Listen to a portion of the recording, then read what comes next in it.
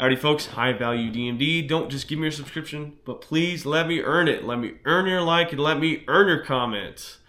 What's it like to make six figures? Well, I will tell you. If you've been watching the channel, you would know that I have graduated from dental school. I've been a dentist now 1 year. And in another year, I'll be starting residency in oral and maxillofacial surgery. In the healthcare field, it's very common to make six figures. I actually don't know a single dentist that doesn't make six figures. And so what is my life like? Well, I will give you some background. I graduated from dental school a year ago with very, very little debt. My dental school debt was taken care of. There's multiple ways to do it. There's different federal scholarships you can get involved with. There's different state scholarships, like up the road in New Mexico. The state will forgive like $50,000 a year every year you work there, okay? So it's not hard to find different ways to pay for your graduate education. You just have to look, and you have to be willing to move a place and maybe be somewhere that you don't want to be for the time. I did have a little bit of undergraduate student loans though, so that is a factor. I drive a very modest vehicle. If you've tuned into the channel, you know that I go on a lot of trips, and I actually bought a Chrysler Pacifica minivan. This past ski season, I've been driving up and going skiing a lot, and I've been camping in my car. That is soon to end because I'm getting married, and that lifestyle is that's just not going to happen anymore. So I drive a minivan. It was about $28,000 new. I won't disclose how much undergrad debt, but it's not too much, okay?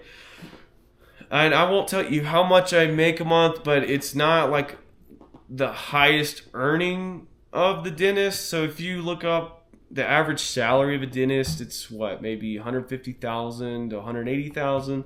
Some of my friends are making $400,000.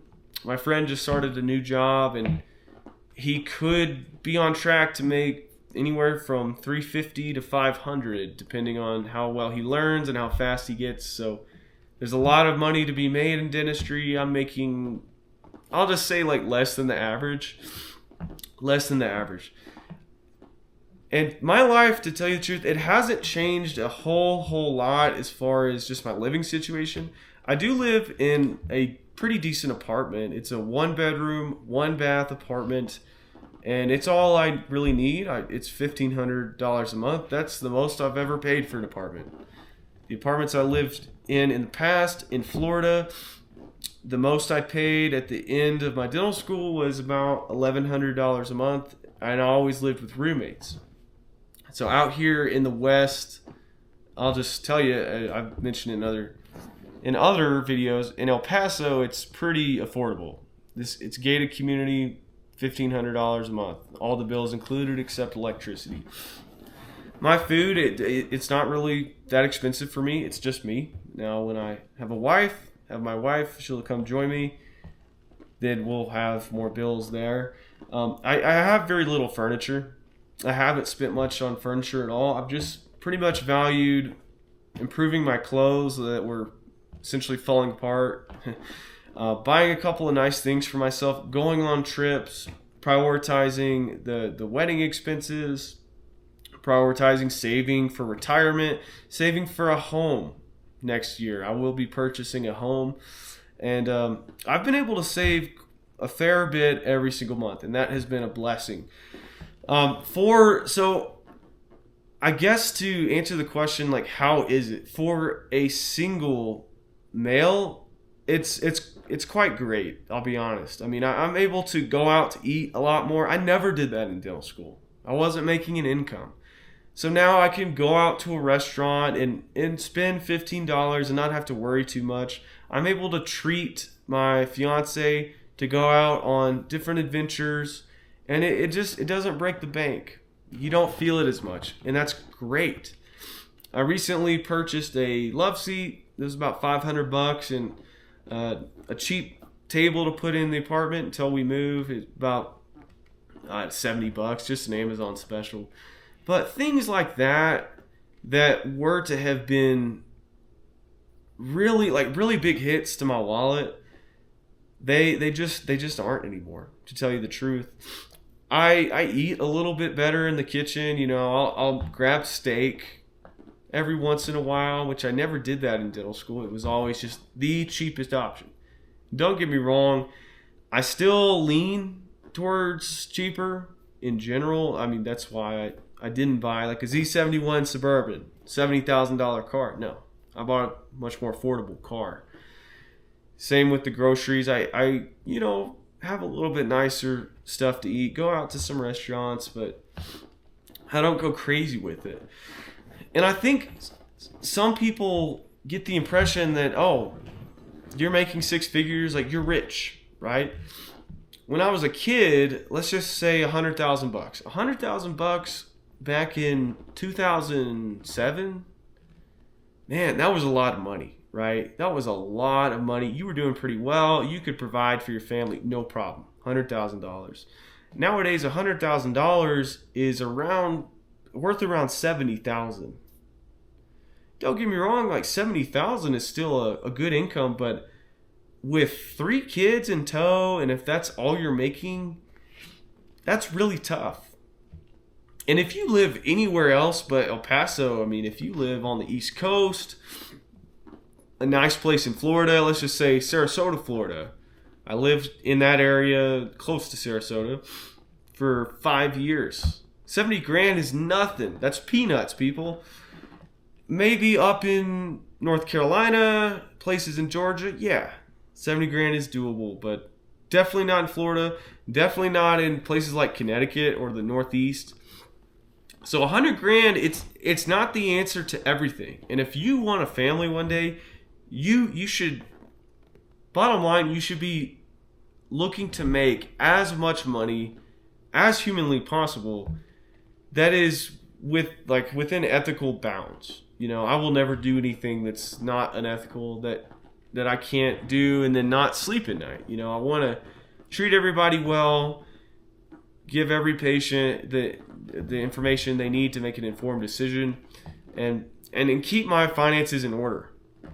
That's one thing too about earning six figures is just because like you earn a decent living, you need to make sure to like live within those means. And so people would say, oh, you're making six figures, why don't you go get a BMW?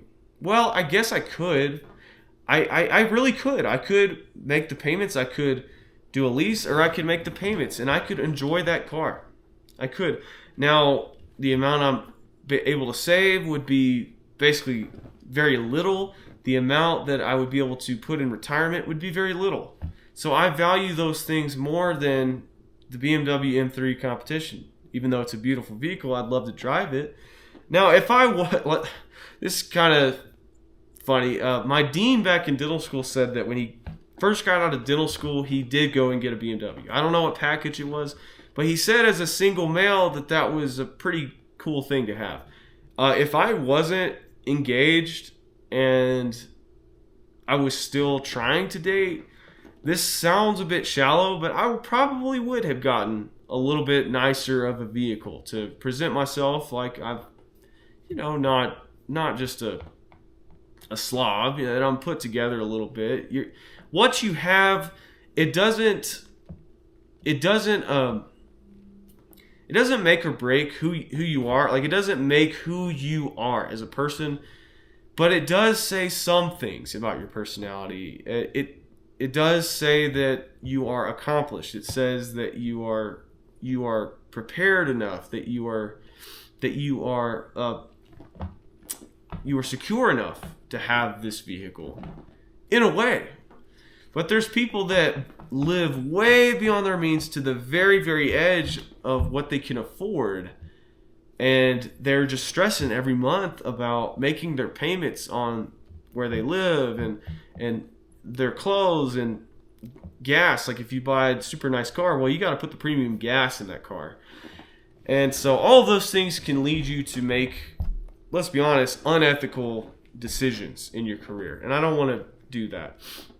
My goal is just to continue on living within my means pretty modestly until I get to a point where my savings account, my retirement account, my income is all very strong, and I'm in a point where I can sort of tell people off. You know, people say it's like a forget you level of money. Just be at a point where I'm comfortable that I don't need anybody. I don't necessarily need the bank to help me finance a car. I can just buy the car, and I don't have to worry about making the payments on everything, and perhaps passing those issues along, those stresses along to my patients. So anywho, that's just my 2 cents about making six figures. It's not everything. It doesn't fix everything in your life. It definitely won't fix your saving habits. You need to have really good saving habits in conjunction with a strong income, and you will do very well in life. I will be honest, I grew up with a bit of financial insecurity in my household, so making a good salary was always required for me. If I was making 30 grand at almost 30 years old, I would not be happy. I would not be happy. I don't want to live poor the rest of my life. And I don't really think that's what God wants you to do. This goes back to sort of like a philosophical concept, but God doesn't want you to struggle. God doesn't want you to be poor. He wants you to thrive and be well off. And I certainly wasn't going to be poor. I don't want that to be. And you know, not everything is within my control. I could get hurt. There's all things that could happen, and then I subsequently can't make that much money anymore. We'll see. And so that's why you should just always be prepared and have that type of mindset. And so I hope you enjoyed this video and me rambling on about making six figures. I hope I earned your subscription. I hope I earned your like, and I hope I earned your comment. Let me know what you think below. Until next time.